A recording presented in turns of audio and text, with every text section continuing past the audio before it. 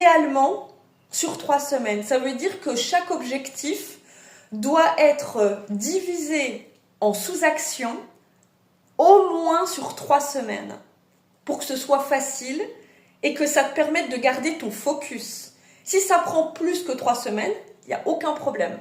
Parallèlement, en 5, tu vas faire un travail de visualisation tous les week-ends ou au dernier recours le lundi matin pour faire ton travail de visualisation de la réussite de ton objectif global. Sur de la musique motivationnelle, vous allez fermer les yeux entre 5 à 10 minutes, maximum 15 minutes, et vous allez vous visualiser en train de vous voir réussir.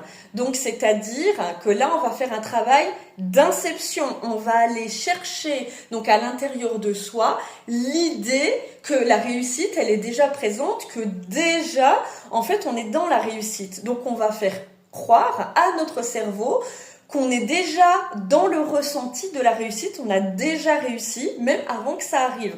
Donc en fait, on trompe notre cerveau par un travail d'inception. En trompant notre propre cerveau, on le met dans des conditions d'anti-stress et dans des conditions de relâchement qui permet de faciliter les actions, les sous-actions, les objectifs. Donc vous allez accélérer le travail grâce à ça.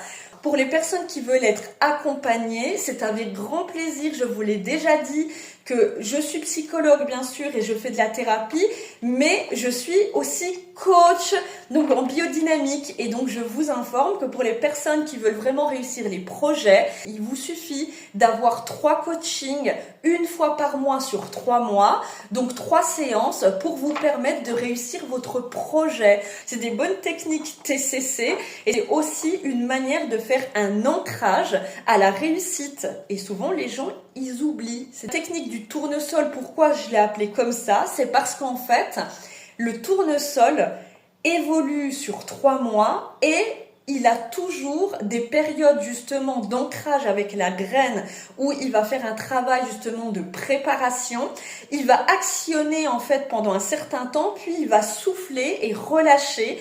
Et donc, c'est comme si la plante amenait une certaine récompense et il va profiter en fait de ce petit moment-là avant de pouvoir se redonner un élan. La plante ne pousse pas en fait continuellement comme ça.